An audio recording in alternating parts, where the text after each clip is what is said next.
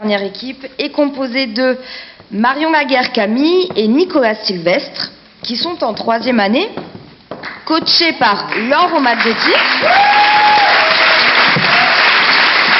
Et Thomas, quel est leur sujet?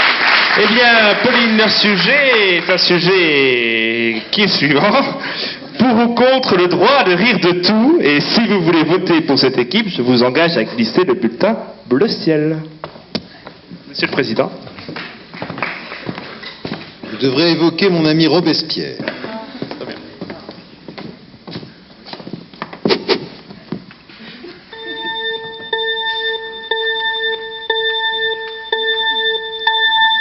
Monsieur le Président, Mesdames et Messieurs les membres du jury, bonsoir. Peut-on rire de tout? Voilà la question très originale qui nous est posée ce soir. Si cette question n'a pas marqué l'année 2014 et le début de l'année 2015, aucune ne l'aura fait.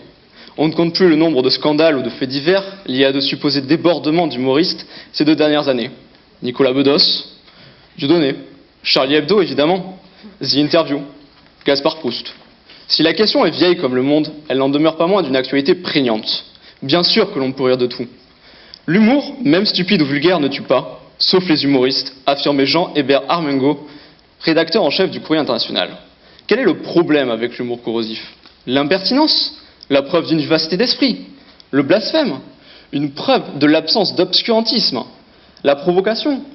Une preuve d'un recul salvateur sur la société et son histoire? Pourquoi, dès lors, poser des limites à l'humour? Les transgressions qu'il permet sont tellement bénéfiques. La Cour européenne des droits de l'homme a d'ailleurs une magnifique façon d'exprimer cette idée, et je me permets donc de vous la citer. La liberté d'expression constitue l'un des fondements essentiels d'une société démocratique, l'une des conditions primordiales de son progrès et de l'épanouissement de chacun. Il s'agit de la décision Handyside contre le Royaume-Uni du 7 décembre 1976. Dans cette même décision, la Cour européenne affirmait que la liberté d'expression devait permettre l'expression d'idées choquantes. Des idées tellement choquantes que la Cour a même condamné la France le 23 septembre 1998 dans un arrêt Le I2 et Isorni contre France pour avoir sanctionné la publication d'une apologie du maréchal Pétain, alors même que cette publication était constitutive du délit d'apologie de la collaboration. Et vous pensez encore que l'on ne pourrait pas rire de tout? Vous voulez rire? Bon, admettons qu'il n'ait jamais eu ces décisions européennes. L'on ne pourrait pas rire de tout, me dites-vous. Retournons donc au Moyen-Âge, à l'époque où l'on distinguait le bon rire et le mauvais rire, le rire licite et le rire illicite. Non, vraiment. Même si l'idée de jeter au cachot Kev Adams ou Jean-Marie Bigard, pour ceux dans cette salle ayant connu l'époque où un président pouvait encore dire « ça m'en touche une » sans faire bouger l'autre, voire pour les plus anciens d'entre vous, Robespierre, me tente beaucoup, je ne m'y résoudrai pas.